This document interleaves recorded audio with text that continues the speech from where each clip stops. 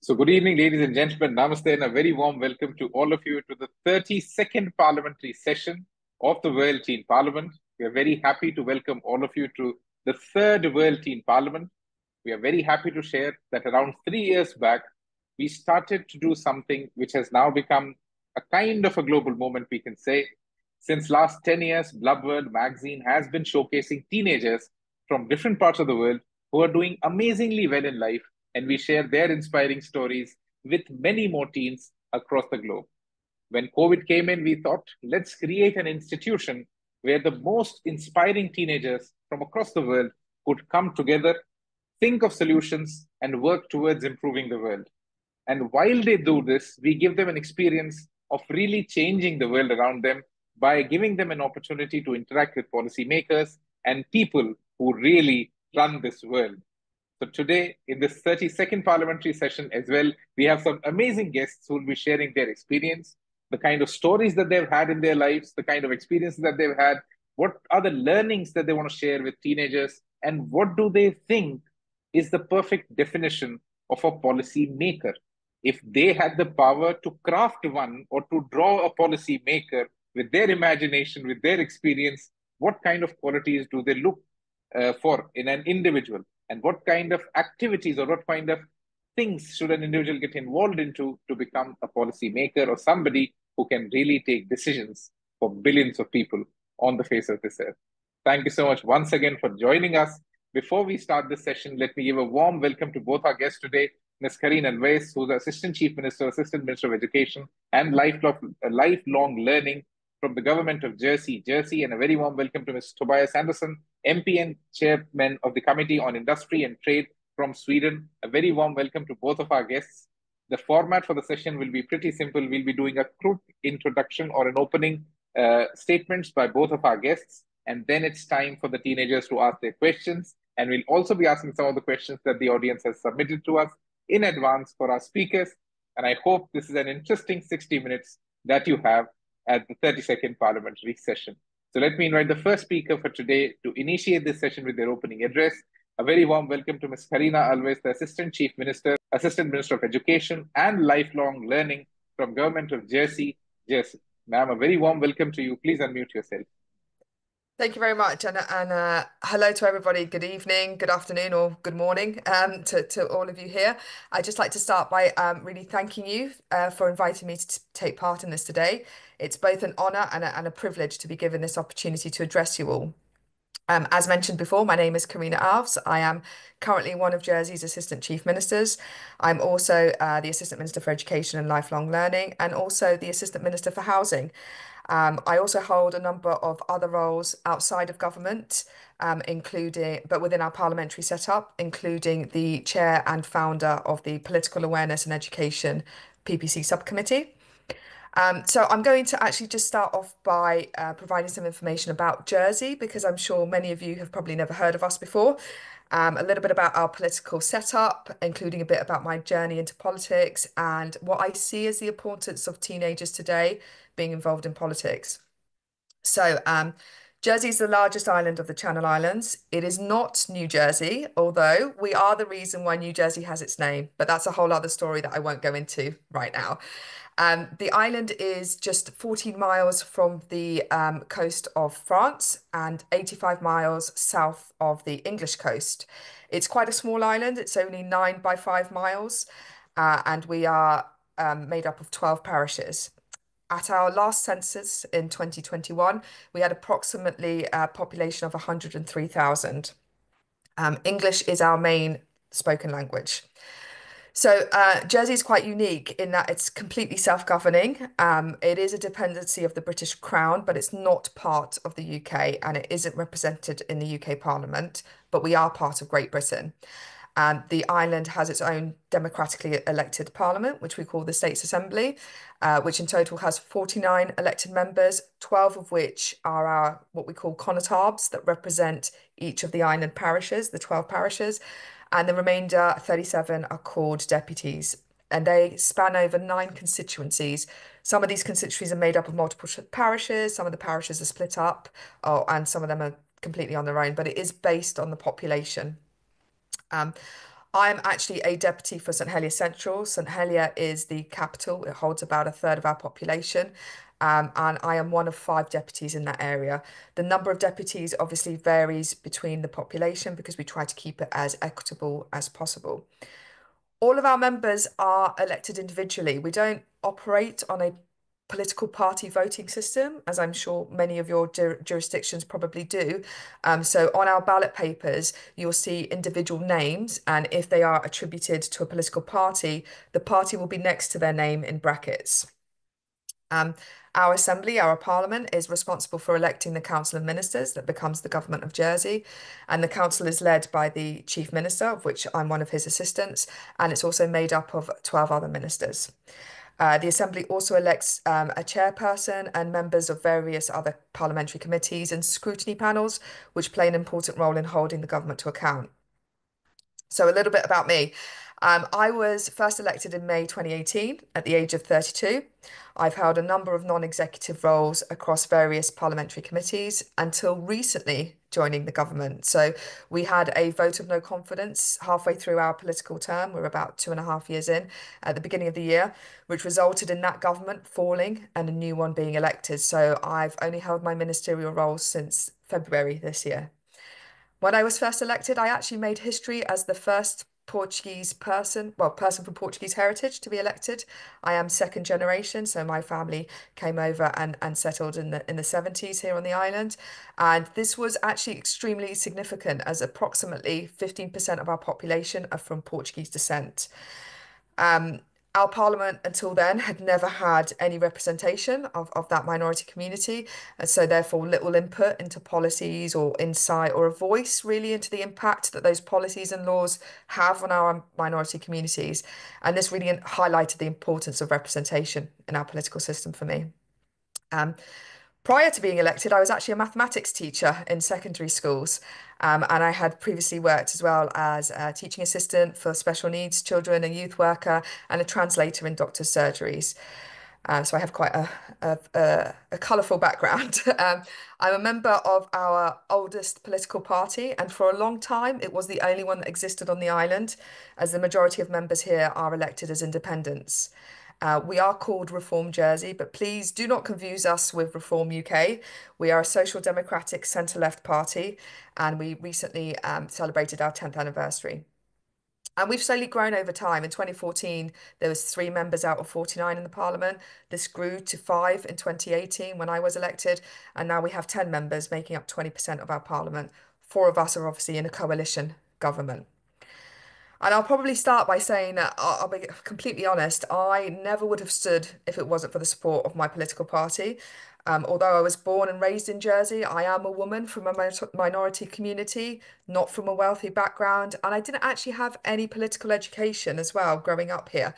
I probably learnt more when I went to university in the UK about the UK politics than I did about my own island. So therefore, I significantly lacked confidence and was, I suppose, a little bit fearful what that may do, putting myself and my family out there, because I think you can all appreciate it's quite an scary experience to put your head above the parapet.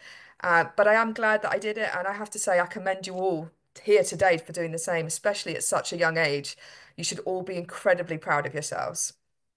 So, as teen members of parliament, you have the potential to be at the forefront of shaping a better world.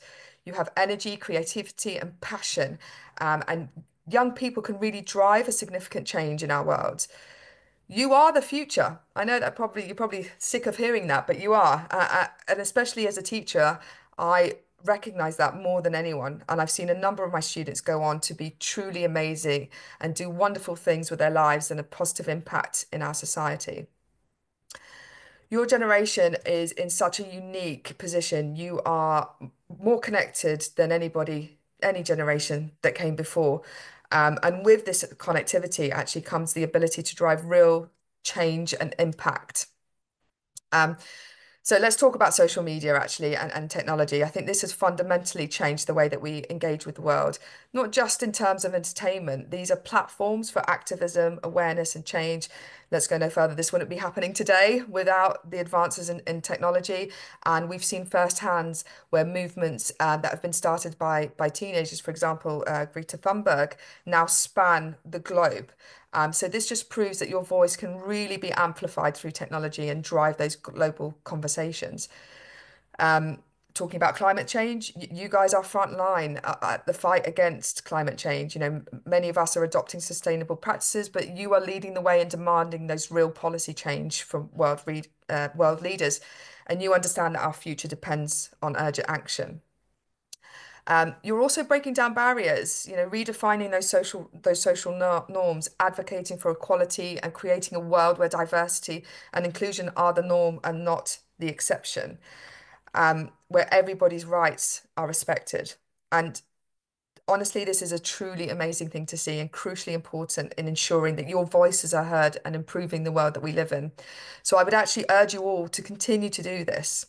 And I will say that for me, the three most important areas I'd like to see teen MPs focus on are number one, ensuring that technology is used for good. You know, create those solutions, support that digital literacy, use social media responsible, recognize that somebody's truth and fact, and be mindful, especially now with the advances in technology of AI and misinformation and how that can be spread and being able to distinguish between all of those. Number two would be to engage in civic and political activism. Get involved in local politics. I told you earlier, I would have never been involved if I hadn't been for the support of my political party. Parties will give you guidance, direct access to parliamentarians, and actually gives you a little bit of input into shaping manifestos and the policies of the future. We now have a youth wing, which we didn't when we first set up, and we find them invaluable and often ask for their input. Promoting voter education as well. So on an island level, I mentioned at the beginning that I was the chair and the founder of the Political Education and Awareness Subcommittee. I set that up in my first term, having recognised that the island really lacked that. In my second term, I was able to get our assembly to approve that in our what we call our standing orders. So now it's not dependent on whether I'm re-elected or not. And I think that's really important, recognising that these things shouldn't just be spearheaded by one person. So that is now written into our parliamentary procedures, and going forward, that will carry on. And I think that it's recognising the importance of education, and that's actually thanks to teenagers and seeing that there was a lack in our schools. And finally, for me, it's empowering your peers and others around you, leading by example, being that mentor. Don't And I think this is really important. Don't underestimate the power that a single fleeting conversation can have on someone that's disengaged. I have had many conversations with friends, with families, with people, in fact, on a plane, you know, that I didn't even know, who were completely disengaged from politics and have ended up standing for election and making real impact and real change. And so sometimes it's the smallest of issue that can ignite and empower someone to act and get involved. So finally, I would say be bold, be active, be involved. Thank you very much. Thank you so much, Ms. Carina, for this energetic start to the 32nd Parliamentary Session. Be bold, be energetic, and be involved. I think that's very important, and a teenager must understand that when you come into these conversations, when you get this opportunity to interact with people who are really taking decisions for so many more people, their constituents, you have to understand when public trust is with you, when you have to decide for people, what should be your decision-making process, because that's what makes all the difference. And I hope that today, in these 60 minutes, there'll be more insights that you'll get from these amazing leaders who'll share their experience with all of you. Thank you so much, Ms. Carina, for this amazing start. Let me invite the next speaker for the opening address. A very warm welcome to Mr. Tobias Andersson, the Member of Parliament and Chairman of the Committee on Industry and Trade from Sweden. A very warm welcome, sir. Over to you. Please unmute yourself. Thank you so much, and thank you for hosting me tonight. I'm Tobias Andersson, like mentioned. I'm 28 years old. I'm serving my second term in the Swedish Parliament. I was elected to the National Parliament at the age of 22, and in my local parliament in my municipality at the age of 18. So I usually joke and say that I've been voting for myself since the time I was able to vote. In Sweden, you're allowed both to vote and to stand in election when you've turned 18. And like you know, Sweden is a minor country in the most northern parts of Europe. And in my constituency, there's only around 260,000 people. So that gives you kind of the scale we're working with. And I grew up in the rural parts of Sweden, countryside, if you would like to say. And I never knew anyone in politics. I never had any idea about getting involved in politics. I usually say it was a pure accident that I was involved in politics to begin with.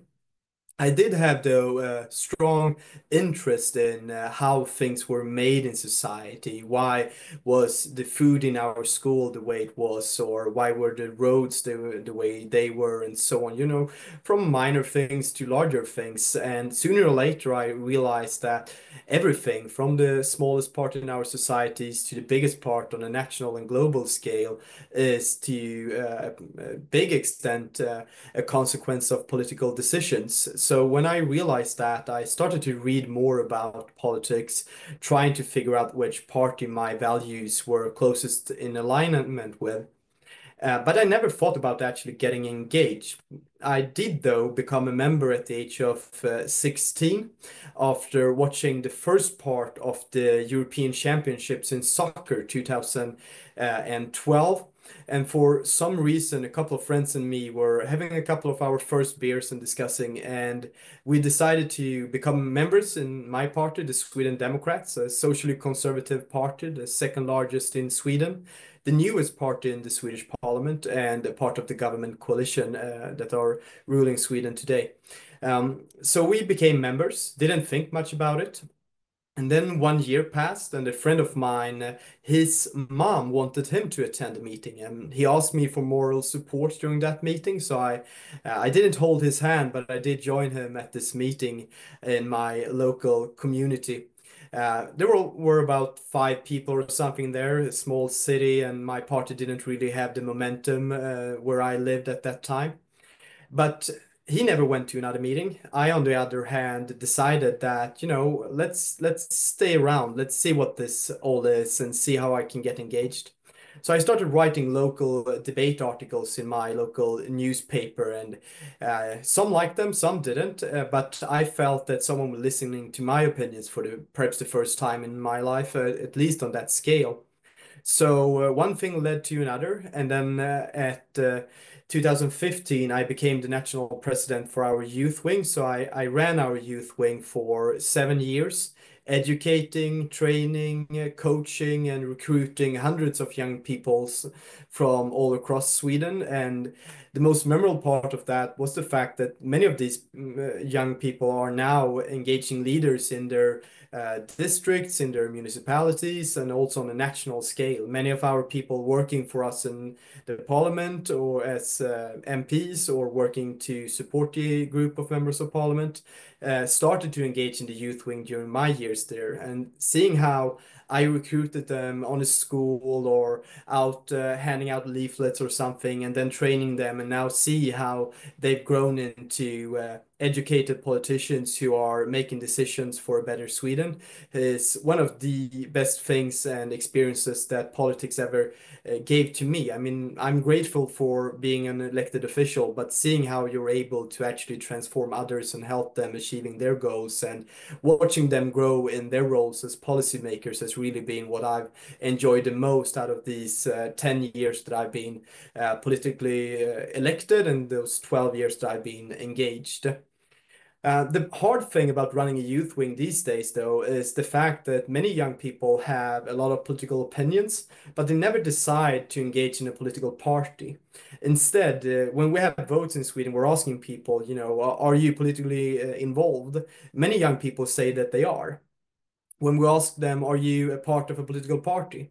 way less people are actually, because they think that, you know, commenting on Instagram or doing a story on your Instagram or having a TikTok in which you discuss a political topic is their form of political engagement. And that's all great. And so I think that's an amazing opportunity to reach out to many people and try to prove your point and so on. But you also need, sooner or later, if you want to gain real political impact, to actually get involved in a political party and try to either work in the party or try to get elected yourself.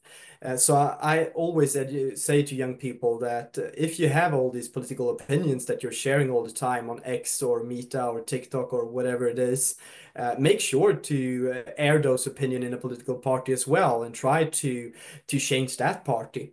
And being the national president for our youth wing, many of my ideas became the youth wing's ideas and policies, later on became my party's ideas and policies. And now when my party is a part of the government coalition of Sweden, those policies that I once wrote as a young person who recently got a political interest is now a part of the government policies. And being able to see how your ideas and your thoughts and your values get that kind of impact is mesmerizing, and it's positive to see how everyone, no matter your background or education or so on, can become an active politician and change the policies of your municipality or your country or in the end the entire world. And I think the one thing that I would like to say once you're actually getting more involved and you're getting a platform and perhaps you're getting elected is make sure to not just become a politician, because I think many politicians are secured from the regular voters. They hang around with their party members, they are moving around in small circles, which makes sense given the fact that if you're a public figure, it's usually not that fun to hang around and, you know, people are perhaps harassing you or taking photos, no matter if they like you or not, you're always in the eyes of people. So it makes sense that politicians move in smaller circle. But in order to actually make good policy decision, you need to continue to meet regular people in your constituency, in your country, and never stop listening to them. So that's what I brought to Parliament, both my experience as being one of the youngest MPs in Sweden and the youngest chairman of the Swedish committee ever, but also the fact that I still travel the country whenever I can, talking to everyone, hanging out, answering questions in my social media and so on. Just trying to do my best to always listen, have my ear towards the ground, and make sure to make policy decision that benefits my constituency and my country. Thank you so much, and I'm truly looking forward to the questions that we have. Thank you so much, Mr. Tobias. And we really, you know, when I was actually reading about you, it was so amazing to see the kind of involvement that you have had since teenage. And I think that is very inspiring for all the teens who are here. You can see somebody who voted for the first time and they also got to vote for themselves. This is something very interesting. And most importantly, what you talked about is that how you really get involved is far more important than just sharing an opinion. That what kind of an involvement, to what extent are you taking it, is where, you know, you start doing some real change. So before we actually go to the questions from the teenagers, there are some questions that the audience has submitted, and I have my some of my questions of my own that I want to ask. So let's first ask a question to Ms. Carina Alves. You have been a maths teacher before. You understand the kind of thought process, the kind of mentality, the kind of attention span that a teenager brings to the table. So, how do you think that you can involve a teenager in democracy? Because the problem is that the current generation across the globe, this is something that we see across countries, they think that democracy is broken. It does not work. So, most of them don't come out and even vote. So, what's your opinion on that? Since you have that, exposure of being a teacher. Yeah, so I think I mean I can probably speak more in depth about my island. So we have the lowest voter turnout in the OECD countries. Yeah, it's 30%. Yes, so which is, you know, far below anyone else. And personally, I think education is the key. I think awareness is the key. We are currently we have a democracy week next week, which is run by the Parliament, by the administration that supports our Parliament, and that includes members going into schools and having conversations, having like this, but in person, and kind of carrying that forward and carrying that on. I think that the point that Mr. Andersson raised about, continuing to be that approachable, normal person. Politics doesn't define you. You are still you, and it is important to remember that and to go out into the community and to have those conversations and empower people. I think with regards to your comment about how democracy is broken and people just think it's that age-old argument, well, what difference is my vote going to do? And I think that there was an image going round that was about, 1/3 of the population saying I voted, and and then there was 2/3 saying, oh, my vote won't make a difference. And it's just really, I think, sharing that image continuously and raising awareness. And also, I think for me, it is highlighting, especially in our parliament, we often have very close votes in our assembly, and just showing how the difference that one vote within the assembly, within members, can make a difference that could have completely changed something within your life. And actually, that's the impact that your vote can have on the outside. So it's just really carrying on that message and those conversations and being approachable and going in and having those difficult conversations sometimes as well. I think that's one of the approach that can absolutely be taken. That increase the conversations that you have with people. I would want to take opinions from Mr. Tobias as well on this. That I think an essential problem or the basic primary problem within democracy and the kind of voter turnout that we have is people don't understand the transaction of a vote and a policy. Most of them don't understand that what is the transaction that is happening. What are we giving and what are we getting? So is there something interesting that you have done or that you plan to do around this? Yeah, there is, but in Sweden, the voter turnout is one of the highest in the world, except in totalitarian states without elections, who always tend to have 100% people voting. But in Sweden, the voting turnout in the national elections are around 90%, meaning that almost everyone votes. So what I've always said when I met young people, because it's so easy to say, get engaged, don't forget to vote, and so on, but please do also read before you vote. Get your own opinion. Don't just vote like your friend does or like your father or your mother does. I think way too many people in Sweden and perhaps in other countries as well, they grow into voting for a specific party because they did that in their family or their friends did or in their social circle and so on. So just saying go out and vote or go out and get engaged is a way to simplify it. I think that everyone that has the possibility to vote also has a responsibility to actually know what they're voting about and knowing what the different parties stand for. I meet way too many people in Sweden who has no clue about what my party or other parties think. They still have a lot of opinions about all the political parties, but they are often misinformed to some extent. So, I mean, vote and engage, but before you do that, make sure that you figure out what values that drives you and which party that's most similar to those values. I think Absolutely. sorry. No, please continue.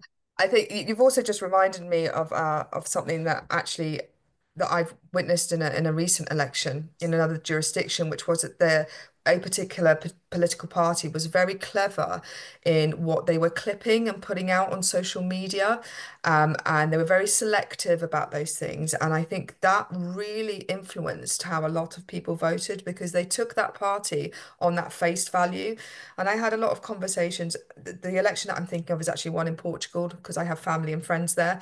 And I went over shortly after one of the recent elections, and I had these conversations with some friends, and they told me who they'd voted for, which I was quite shocked by. And I asked them kind of, well, why? And they referenced these social, which I'd seen myself. And actually, at one point, I got quite sort of sucked in, I suppose is probably the word, by what was being put out there. And I thought that party was actually on one end of the spectrum, and they ended up being on the other end when I did a little bit more research into their full manifesto. And I think, and that was kind of the dangers that I was alluding to in my opening address around kind of being social media savvy and understanding that yes, that may be somebody's truth, but that's not necessarily the full picture or the fact. And so it is, I guess, educating children and young people to make that differentiation and to like Mr. Anderson said, go out there, do that extra research, look into those manifestos. What does that political party really stand for? Don't just judge it on face value or what your friends are saying. Really go into the depth of that detail, because you may think that they are one thing and they end up being another. Absolutely. I think there's a, very, maligned kind of a image between perception and perspective. Perception is influenced very easily, but to make a clear perspective, you need to really go deep down into it, read a little bit, understand, and then build your opinion on it. Because this is what we see in democracies that have very large voting populations, including the example of India. Because here as well, this is something that voter opinion is influenced at the last moment, and there is no logic or there's no process of decision making when you actually go and vote. I don't understand that why such a decision is an impulse purchase rather than a very detailed and thought out decision. So thank you so much for your amazing responses. I think we've set the context for the conversation. Let's now have the questions from the teenagers. I would like to invite for the first question. Just give me a moment. Yep. The first question comes from Johan Thomas. Johan, please unmute yourself, introduce yourself, and then ask your question. My name is Johan. I live in the United Arab Emirates. I study in Aaron English High School, Sharjah Boys. I study in the 10th grade. And my question to you is, how does the process of policy making for industries work? Like, what are the parameters that we take into the account when policy making happens? He has asked the question that how does your policy making for industries really work, or what is the process that you follow for introducing a policy for industries in your country? Well, thank you. It's a great question. I had the possibility to visit your country for the WTO summit that was hosted there this spring. So I visited industries in your countries as well. That's my point, Johan.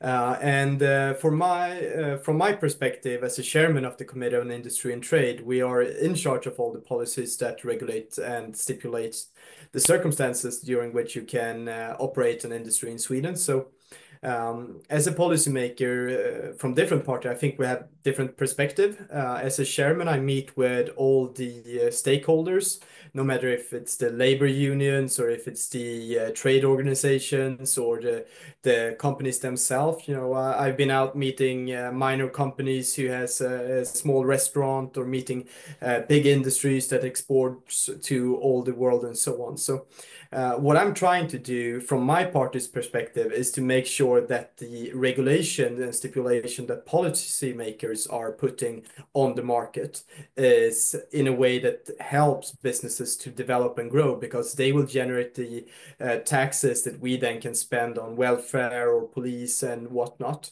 So I'll try to speak from my party's behalf, because you can have different views on this, but my perspective is just making it as easy as possible to conduct business in Sweden, and then make sure that the other values, which can be the negative effects, in terms of environment, in terms of energy consumption and so on, is something that we regulate and try to have a good business environment. So that's what I do. I try to meet as many as possible, try to learn as much as possible about how their businesses are affected about the laws and regulation that policymakers put in place, and make sure that the laws and regulations that we do put in place actually don't hinder business in an unnecessary way. Thank you so much for your response. The next question comes from Madiha Fatima. Madiha, please unmute yourself, introduce yourself, and then ask the question. Good evening to one and all present here. This is Madiha Fatima of 9th grade, MS Creative School, Hyderabad, Telangana, India. So my question is to Miss Carina Alves. Ma'am, what are the potential long-term implications of emerging technology or trade on the society? I think we've seen massive advances in AI, and obviously we recognize that at the moment, this is going to have probably quite a big impact on our workforce and the number of people that we will need.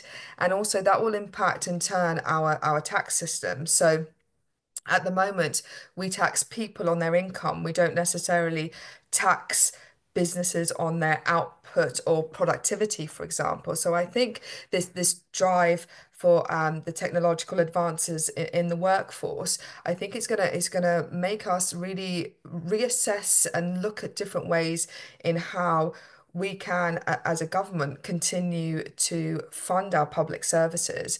Because if we carry on a kind of model that is you're taxing the person on their income and not necessarily on the kind of income that the companies may be generating, or the what's the word that I'm looking for, on that kind of efficiencies and things like that are coming out, then we have the potential to end up in a situation where we're just not raising enough money to sustain our society.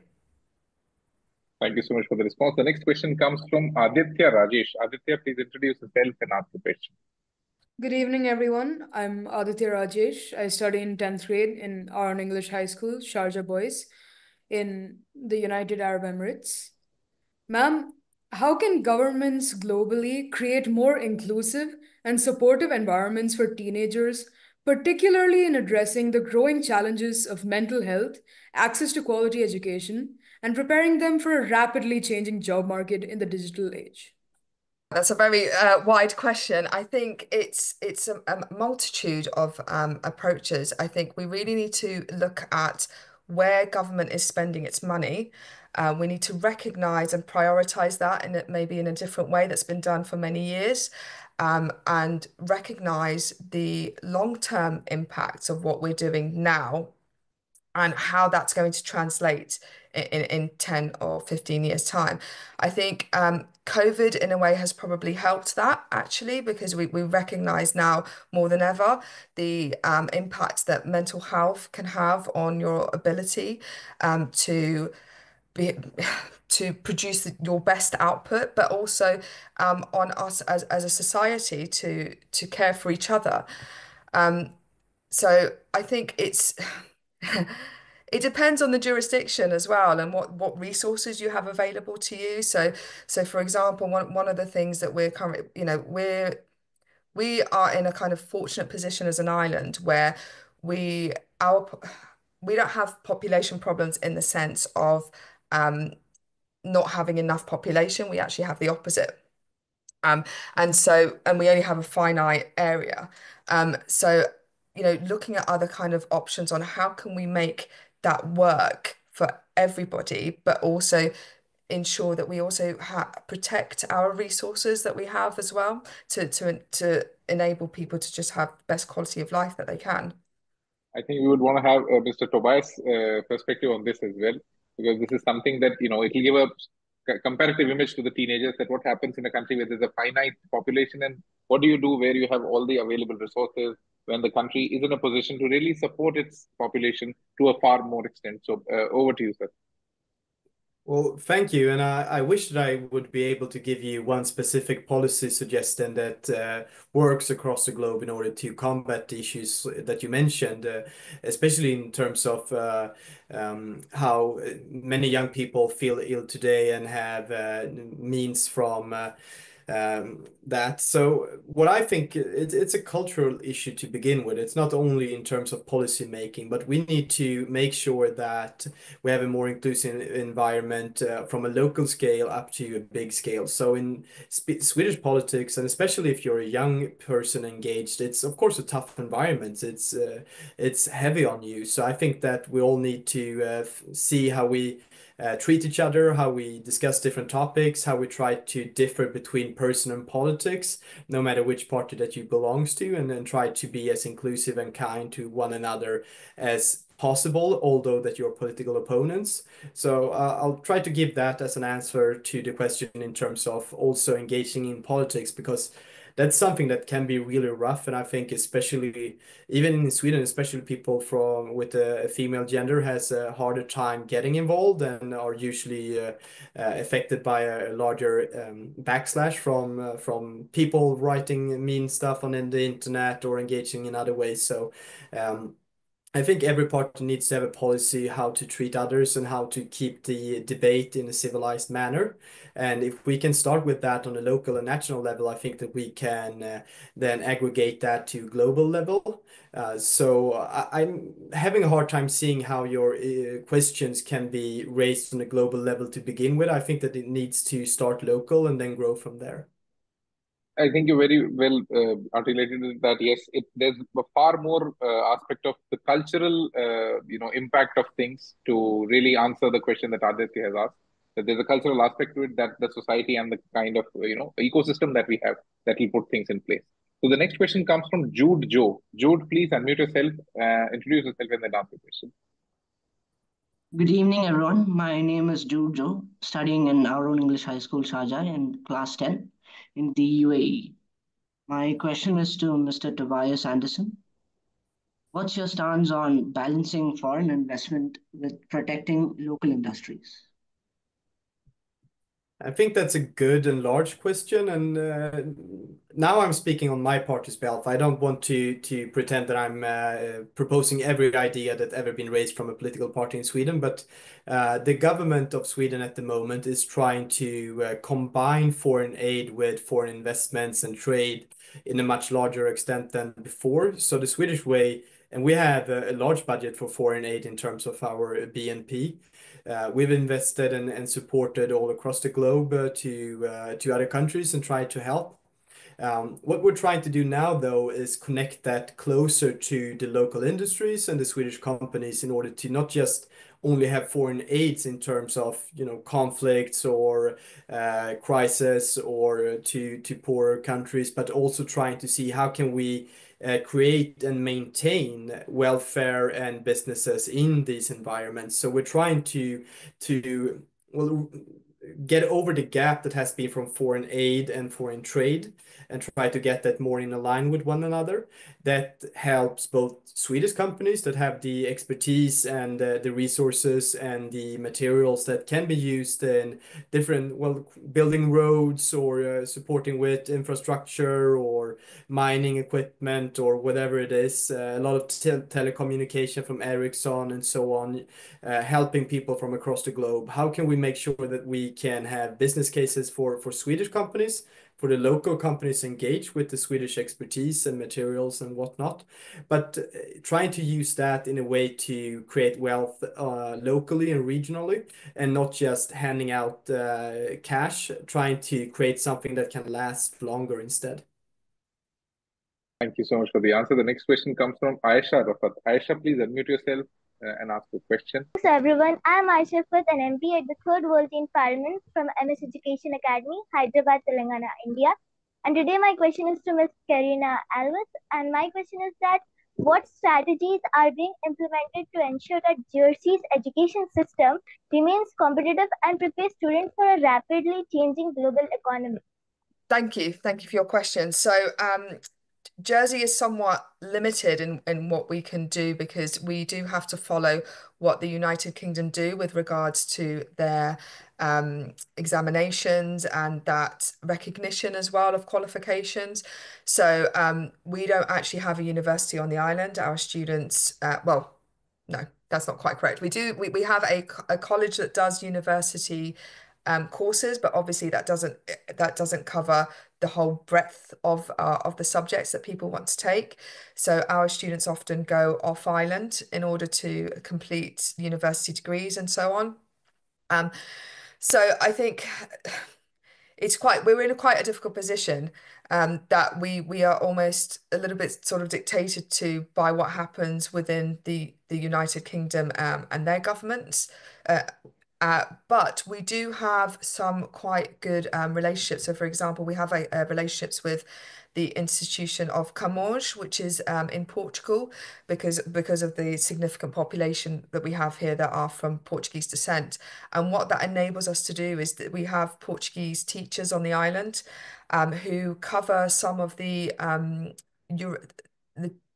they cover a European qualification, so it enables those students who want to do other qualifications outside the normal GCSE and A levels that we offer, and obviously the vocational courses as well.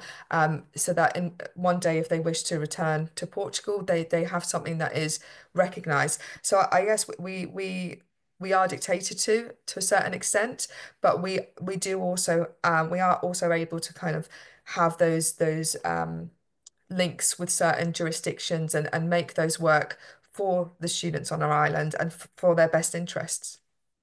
Thank you so much. The next question comes from Khushi Agarwal. This is a question that's related to the current question that you answered. And I think Khushi should take the answers from both the speakers today because she has a very interesting question. Khushi, over to you.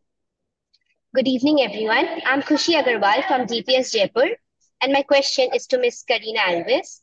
Jersey is ranked 4th in education, while India is in the 33rd position. Could you suggest some ideas which can help India also enhance its education system for the betterment of the children? I think to add to that very question, Sure. that when you talk of India and the Indian education system, it's like a mammoth. The biggest challenge that India faces, specifically in education, is that we have to teach a population that's far big, and we cannot go. It's very difficult. That was exactly improve what I was going to say. education. Yeah, that's exactly what I was going to start with, because we are, we're 9 miles by 5 miles. We are a very small jurisdiction. And so the sharing of resources is a lot easier. Being able to actually get students involved in school and after school clubs and things like that, everything is just much more accessible.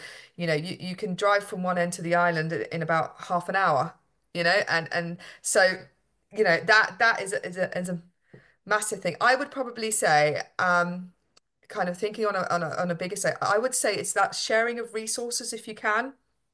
And obviously now we have this a digital platform that makes things much more accessible.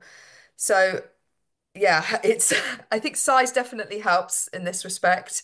But I also think, I'm not sure what your education system, how it works over there. Obviously, I know from Portugal has a very different system to Jersey, for example. We've invested a lot in our inclusion as well. We've got a lot of what we do have is we train our teaching assistants to be more specialized in certain areas. So we don't just have our degree qualified, postgraduate qualified teachers. They often have the support of other staff in their classroom to deal with anybody with additional needs. And I think that could be in health. So I would say, it's the sharing of resources, the staffing, and obviously being a small jurisdiction really helps. We would also want to listen to Mr. Tobias on what's his opinion or any ideas that he might have that India can use to improve the education ecosystem. Well, thank you, and thank you for the question. I believe that Carina Alves said a lot of smart things on this topic. What I would like to add is, of course, we need to share resources, and we need to make sure that everyone gets the amount of help and support that they need throughout their education. I also believe it's very important to give the opportunities for the people in class that are more engaged, perhaps have easier to learn and so on, to actually reach their full potential as well. It's very easy to stay at, we're helping everyone, we're trying to make everyone smarter and better in school. But in order to get the kind of international expertise that you need on today's labor market, I think it's important that the school system also gives the opportunity for the ones that are more ambitious to actually develop and become even better and brighter. So making sure that no one gets left behind, but at the same time giving the extra resources, not only to those who are lacking, but also to those who are in advance, is very important. And that's something that we debate a lot in Sweden, because for some reason it's a political debate. I think it makes common sense, but then some people think that, the ones that are lacking, perhaps they feel left behind if we support and also give opportunities for the ones that are more ambitious. But I think it's something that you need to do in order to make sure that you get the right competence and have the kind of expertise that you need throughout university studies. And if you're a doctorate or a researcher, you need to really get that kind of support early on to be able to support your country's economy and excellence. I will say, just picking up on what you've just said there, is that we do actually have quite a selective system as well.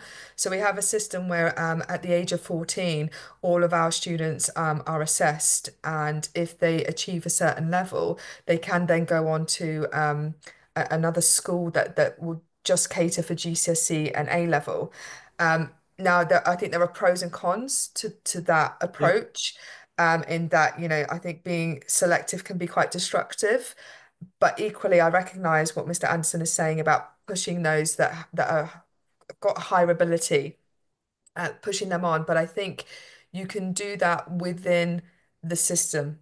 And I think it's important not to exclude them or have a really selective. That's my personal approach, and I know that the minister also, we have the same approach.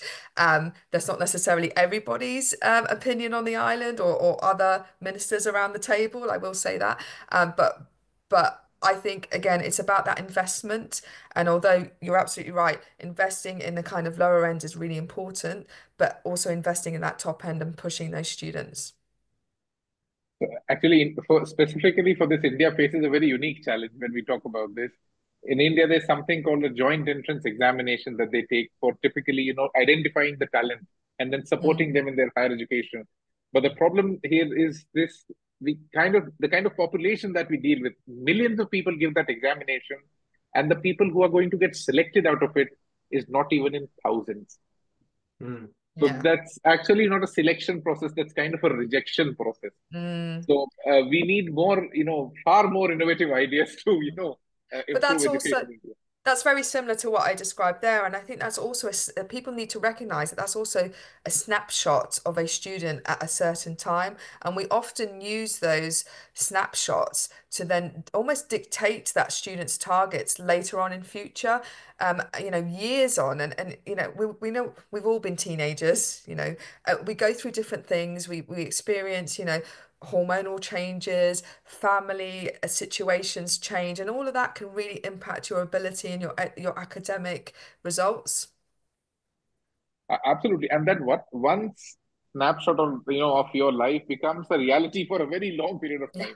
That becomes a bigger challenge when you look at a huge population getting the wrong kind of a snapshot. Yes. And then that's where mental wellness becomes even more critical. And that's why also, when sorry, it's also taking the person, the student as a whole, and recognizing that all these other outside influences and the impact that can have. You may, we use the analogy that a lot of people on our island are 2 paychecks away from being bankrupt, or being homeless potentially, and that's how quickly your life can change, and the impact that has, that income inequality, even things like being from a minority community, all of those things are not necessarily taken into account when we look at students and we look at their academic ability and their targets. We judge them all on the same parameters when they come from very different backgrounds. Absolutely, yeah. We don't take in account the kind of background that they come from. For this specific reason, we started a non-profit initiative in India this year by the World Teen Parliament, which we are calling the World Teen Awards. This is just another way of making it more inclusive, that, trying to figure out what are the different, talent sets or category sets that we can have. Why only judge them on technology? Why only judge them on a specific field? So we are trying to make it as wide as possible, but, we're trying our best, but, we don't have resources that a government has. Of course. So whatever we can, we're doing. Can I add something on that? Because please. I think it's important, if we're talking, to future policymakers, to also make the point that your education or your labor background or your socioeconomic background and so on, at least in Swedish politics, doesn't matter whatsoever. And many young people, they come to me and they say, oh, I want to be a politician, or I want to either be elected myself or to work for a political party and so on. What should I study at the university and so on? And there's no specific university degree that you can get that makes you a better decision maker.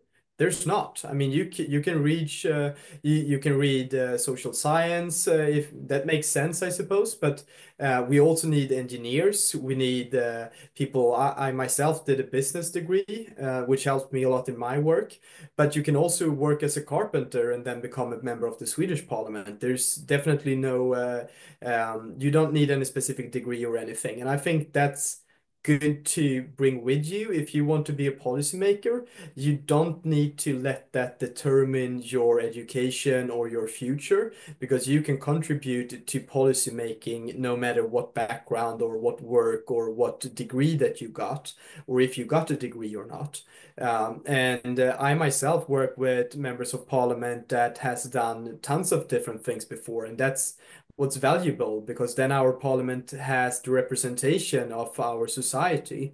And I think that's important. You need to have the representation from all classes of society, from all ages of society, from all backgrounds, from all different sort of works and so on. So there's not one way to becoming a politician. That's the beauty of it. At least in a democracy, you can contribute with different knowledge and different ambitions and different views of different topics. Absolutely. I think this is something that even democracies like India also have very well in place, where your educational background doesn't matter when you fight an election. And I think this is a very innate quality that a policymaker must have. Then don't look for external validation that, okay, if I have a degree from somewhere, that's when I get into that race. You don't have to think about it. Think of yourself as an individual who can really change the world. You have to understand the innate power that you have as individuals. Thank you so much, Mr. Tobias, for this answer, because this puts things into perspective, that when you look at yourself as as a policy maker, don't look at external validation. Look at yourself and the kind of contribution that you have to make. You have to think the other way, that okay, this is something that I can add. So thank you so much for that. Let me invite the next question from Aasim Ahmed Khan. Aasim, over to you. Please introduce yourself and ask your question. Aasim Ahmed Khan. My name is Aasim Ahmed Khan. I'm a member of the Third World Team Parliament. I am of grade 10 from studying MS Education Academy, Hyderabad, Telangana, India. My question is to Mr. Tobias Andersson. As chairman of the Committee on Industry and Trade, how do you view the future of Sweden's energy transition in terms of balancing economic growth with the climate change goals? Thank you for that question. And Sweden has, I'll give you a short background about Sweden. So our electricity mix has been fossil-free for decades, mainly because of hydropower. So we have a lot of rivers flowing in the northern part of Sweden, and we built a lot of nuclear in the 60s and 70s. So in terms of electricity as an energy form, Sweden has 99.99% fossil-free energy mix to begin with. We do need to use fossil fuels for different industrial things, like when we mine a lot in Sweden, a lot of iron, and we make steel out of that, and then we need to use coal at the moment in order to make that happen. But there's a lot going on, and especially from the EU are pushing a lot of rules and regulation and targets to reach for each and every member state. So a lot is, well, it's decided outside of Sweden, which also, of course, causes a debate in Sweden, how to regulate these EU laws. Will we even be able to reach them? So Sweden has a good starting position. What we're doing now, there's a lot of investments going into fossil-free steel, which is the main contributor of carbon dioxide from Sweden. So we're trying to use hydrogen as an energy form instead of coal for the melting of the steel. And there's also a lot of projects that are being conducted in order to carbon capture storage and try to limit the outflow of carbon by binding them with energy and then being able to either use that carbon for other industrial processes or to store it. So there's a lot going on. I think the biggest debate in Sweden, though, that's about the fact that if you count for our forest, we already there, that's 90% of the fossil emissions that we have. They get eaten by the trees that will bind it, of course, in their process. So a debate in Sweden that perhaps not applicable to India or some of you other that are joining in is the fact that we are already first in line in almost every term in terms of climate change. And for us to do more is very, very expensive. So what we're trying to say to the EU and to others is Sweden can help, but in order to make that efficient, it makes more sense for us to perhaps invest in electricity production in, let's say, Eastern Europe, if we're just looking at the EU scale, or with foreign aid and trade help India and countries in Africa and whatnot to transfer into a more fossil-free economy. That would be cheaper for us because the amount of money that you need to spend in order to limit the specific amount of carbon or other sorts of emissions is much lower in other countries that hasn't reached as far as Sweden. So that's a big debate. How can we help others? And by doing that, not spending unnecessary amount of money trying to capture the last part of carbon dioxide that gets out in emissions from Sweden. And of course, that's a political debate. We're doing as much as we can back home in Sweden, but we also need to make sure that we make sane decision with taxpayers' money. And since the climate change is a global phenomena, to a large extent for Sweden, it would make more sense on a global scale for us to invest and help in other countries than to try to catch the last emission from Sweden. I think that's a very interesting observation that, brings a very different perspective to everyone's understanding that rather than really focusing only on your country to solve a global problem, start looking for people whom you can help, because that way you'll be reducing the carbon footprint far more. So everyone has to understand how the world has to now come together, even when, we have boundaries. We all wanted separate jurisdictions. We have created a world that needs passports. We need, stamping when you go to another country. But we have to understand that how even evoluted problems or such complex problems have solutions in very simple ideas of really finding out the people to help, because you already achieved a certain level of being carbon negative, not being carbon negative, but going towards at least becoming a carbon negative country in Bhutan. So thank you so much for your answer. We have a lot of questions, but we're nearly at the end of the time that we've asked our guests. So before the session comes to an end, let's take your closing statements for the 32nd Parliamentary Session. Over to Ms. Carina for your closing statement for this Parliamentary Session. I'd just like to take this opportunity to really thank everybody for coming today. It has been a real pleasure. I will be taking some of your questions back and really reflecting on them and thinking about them. It's also been really really wonderful to hear from somebody else from another jurisdiction that's probably the complete opposite on a scale, and hear about their journey as well. And actually, this whole organisation that I hadn't heard of World Teen Parliament until I was contacted. So this is definitely something I will be taking back and maybe approaching some of the young people that I know to get involved as well. So thank you. Please carry on doing what you're doing. Please do get involved and again, have those conversations with people. Don't ever underestimate the importance of those very small kind of impromptu conversations you may have with somebody and the impact that can potentially have on your future. Thank you. Thank you so much, Pam. Let's have the closing statement from Mr. Tobias Andersson. Over to you, sir. Thank you so much for hosting me and to ask me all these interesting questions.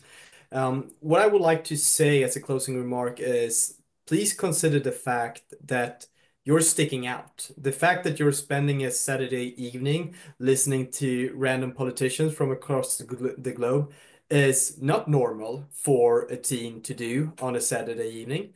There are so many other perhaps funnier things to do, hanging out with friends, going out for dinner, flirting with the love of your life or whatnot. The fact that you're actually engaging in this is astonishing. Please keep that engagement alive. Make sure not to just become a young activist, but also a mature politician. and realize the fact that you're to some extent one always have simplified solutions when you're young, and then when you need to make policy decisions, you realize that everything is much more complex than you thought. So the fact that you're already engaged will help you make sane and sound decisions in the future, and I wish you the best of luck in that. Thank you so much, sir. For the formal vote of thanks, I would request Dhanya KH to please introduce herself and then conclude the session with your closing vote of thanks for the 32nd Parliamentary Session of the World Teen Parliament. Dhanya, over to you. Thank you, sir. Thank you, everybody. I'm Dhanya KH from Tamil Nadu, Chennai, India, of grade 10. I'd like to give the vote of thanks. Distinguished guests, honorable members, and dear colleagues, as we bring this insightful session to a close, I stand here with deep gratitude for the wisdom and perspectives shared today.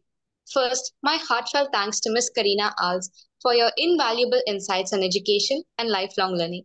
Your commitment to advancing education as a cornerstone of progress resonates with us all. To Mr. Tobias Andersson, we deeply appreciate your expertise on industry and trade.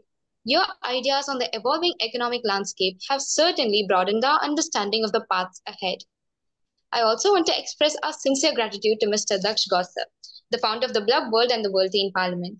Your vision and dedication have provided us with an invaluable platform to voice our ideas and take meaningful action.